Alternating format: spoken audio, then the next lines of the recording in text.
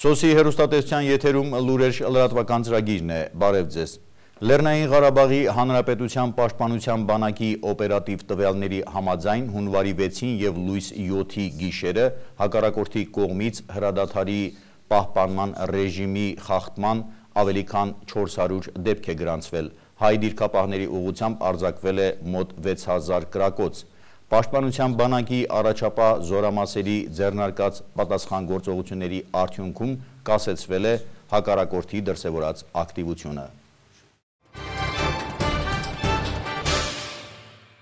Տոնական օրերին շտապ օգնության կանչերի թիվը սովորաբար ավելանում է։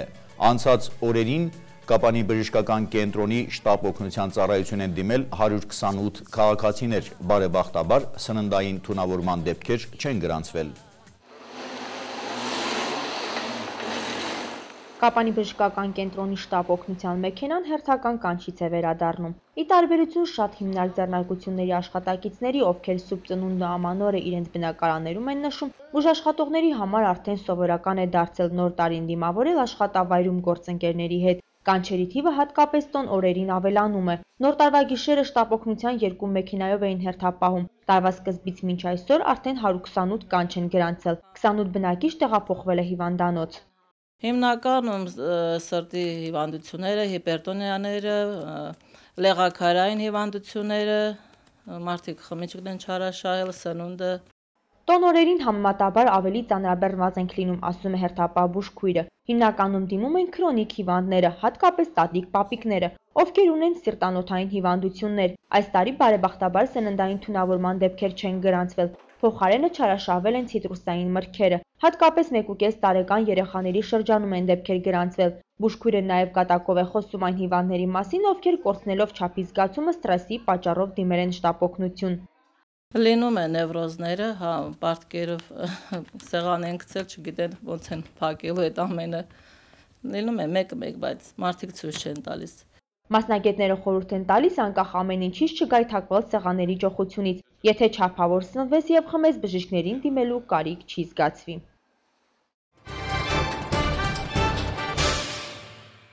Իսկ Կապանի բժշկական կենտրոնի մանկական բաժանմունքում տոնական օրերը նախորդ տարիների համեմատ ընթացել են առավել թեթև։ Չնայած դրան,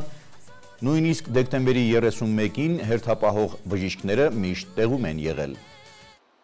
1 տարեկան 7 ամսական Լիկային այս տարվա առաջին օրը շնորհավորել է Կապանի քաղաքապետը։ Փոքրիկը իր հիվանդասենյակում տեղավորվել է անցյալ տարի, ամանորը դիմավորել այստեղ բաժանմունքում եւ դուրս կգրվի արդեն այս տարի 2015-ին։ Իսկ 6 ամսական Վանիկն արդեն ապաքինված սիրած խաղալիքներն էլ պայուսակների մեջ տեղավորած մայրիկի ու տատիկի հետ տուն է շտապում։ Վերջինս էլ հունվարի 3-ին է բաժանմունք տեղափոխվել։ Հարազատ ծավում եղբոր վերադարձին անհամբերությամբ սպասում է քաղցրակեր քույրը։ Մի հատ պուճուր աղջիկել ունեմ,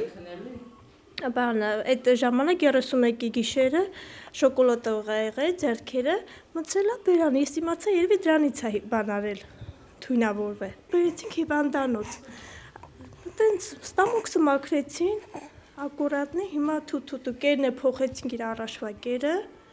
հիմա ոչի դուրս է գնում նորմալ, սիստեմա միացին շատ ու շատ էր։ Դռներից ներս մտնողը անմիջապես է զգում տոնական ու ջերմ մթնոլորտը։ Անձնակազմը աշխատում է ամեն ինչ անել փոքրիկների ներարկիչից շեղելու համար։ Թե ամանորի նախաշեմին եւ թե գալիք տարում աշխատել են, ինչպես ասում են, ամեն րոպե ականջը ձայնի։ Մանկական բաժանմունքի բժիշկները տոնին պատրաստվելուց զատ հիվանդանոց են եկել, գանգատվողներին հետազոտելու եւ անհրաժեշտ բուժում նշանակելու առիթներով։ Ինչպես ասում է երկարամյա մանկաբույժը, մեզ համար տոն ու շաբաթ կիրակի գոյություն չունի։ Տանն ենք, հիվանդանոցում ենք, տանն ենք անընդհատ, առանց դժգոհելու, առանց որևէ հարց ստեղծելու։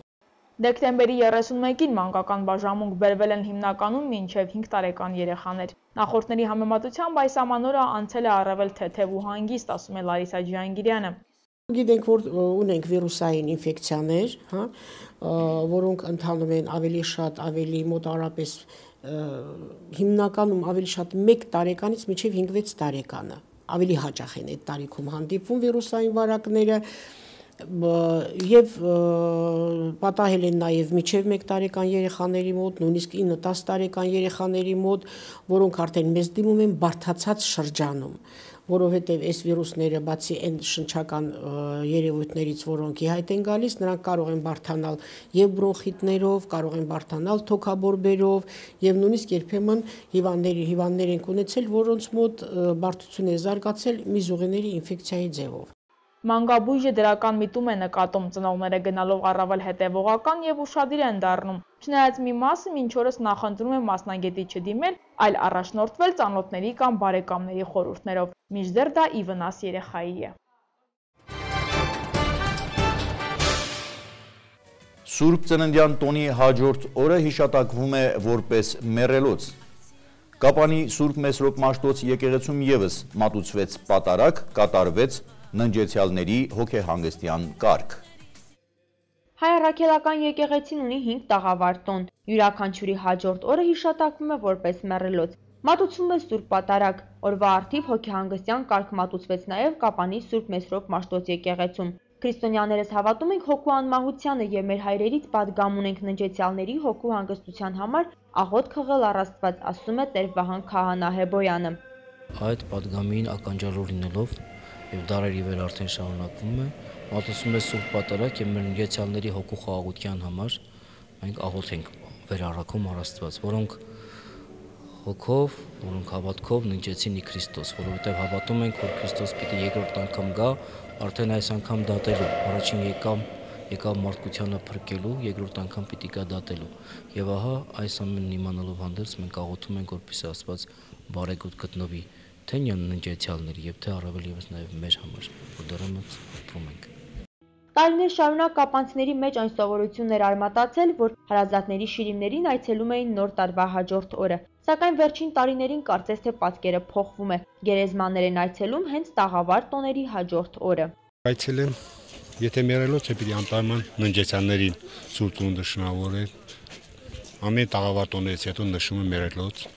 Եվ այս դեպքում ամսի 7-ին էլի ճիշտ կլինի այցելել ննջեցյալներին ու շնորհավորել իրենց Սուրբ Ծնունդը, որպեսզի հիշող լինեն ննջեցյալներին, իրենց հոգուներ հանգստություն։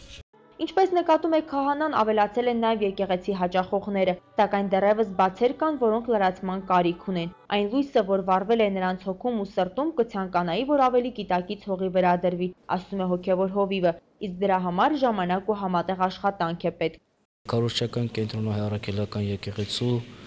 այդ առումով մի շարք ձեռնարկներ մշակել է եւ դպրոցներում դպրոցներում կրոնի պատմություն են ասնում, սակայն ավելի հաղորդակից, որպեսզի քրիստոնեությունը ինքը որպես այդպեսին ամեն մեկիս ընտանիք մտներ եւ դա դառնար ոչ թե լոկ գաղափարախոսություն, այլ մեր կենցաղի մի մասնիկը, որպեսզի մեր հայրենակիցները կապ չունի դա կապանում կլինի եւ որևէ այլ կերպ համընդհանուր դա խնդիր է, որպեսզի երբ նստում էին ճաշի աղոթքով սկսեին, իրենց օրը աղոթքով սկսեին եւ քնելուց առաջ աղոթք անեին, ընտանիքներում Աստվածաշունչ մատյանը գրադարանի զարդ չլիներ միայն, այլ ընթերցեին եւ ճանաչեին Քրիստոսի վարդապետությունը կամ Աստծո խոսքը։ Ինչպես քահանան է նշում, որպես քրիստոնյա ժողովուրդ մենք падգամ ունենք ճանաչել Աստծո խոսքը եւ քայլել նրա հետ։ Հայտնաբերվել են Air Asia վթարի ենթարկված ինքնաթիռի 40 զոհերի մարմինները։ Ստամբուլում տեղի ունեցած պայթյունի պատասխանատվությունը ստանձնել է Մարքս-Լենինյան գաղափարախոսություն դավանող կուսակցությունը, թողարկման միջազգային լուրերը։ Ծովի հատակից բարձրացվել են Air Asia ընկերության վթարի ենթարկված ինքնաթիռի զոհերից եւս 3-ի մարմինները։ Ինքնաթիռում եղած 162 մարդկանցից ընդհանուր առմամբ հայտնաբերվել են 40-ի դիակները։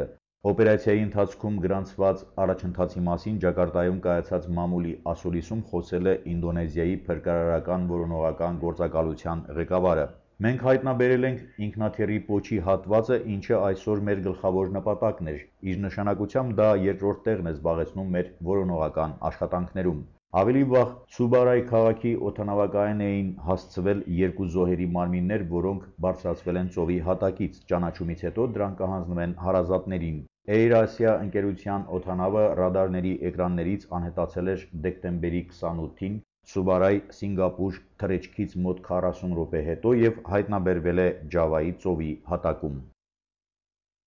Ստամբուլում ոստիկանական տեղամասում հունվարի 6-ին տեղի ունեցած պայթյունի պատասխանատվությունը ստանձնել է արգելված հեղափոխական ժողովրդաազատագրական կուսակցությունը, նույն ինքը ճակատը։ Դրա անդամները դավանում են մարքս-լենինյան գաղափարախոսություն, նրանց նպատակը պրոլետարական հեղափոխությունն է։ Ճակատի հայտարարության մեջ ասվում է, որ ահաբեկչությունն ուղղված էր իշխող արդարություն եւ զարգացում կուսակցության դեմ որպես վրեժ։ Ստամբուլում Գիզի այգում ամառային հակակառավարական ցույցերի ժամանակ զոհվել էր 15-ամյա անչափահաս։ Պայթյունից առաջ, որի արդյունքում մեկ ոստիկան զոհվել էր, երկրորդը վիրավորվել, տեսախցիկները նկարահանել են մահապարտ մի կնոջ, որը մտել էր ոստիկանական տեղամաս եւ ասել, թե կորցրել է անձնագիրը։ Ահաբեկչության եւս մեկ փորձ կատարվել էր հունվարի 1-ին։ Նույն հեղափոխական կուսակցության անդամներից մեկը նռնակ էր նետել ոստիկանների վրա։ Նրանք հերթապահում էին այն շենքի մոտ, որտեղ գտնվում է վարչապետի գրասենյակը։ Նռնակը չէր պայթել, ահաբեկիչը ձերբակալվել էր տեղում։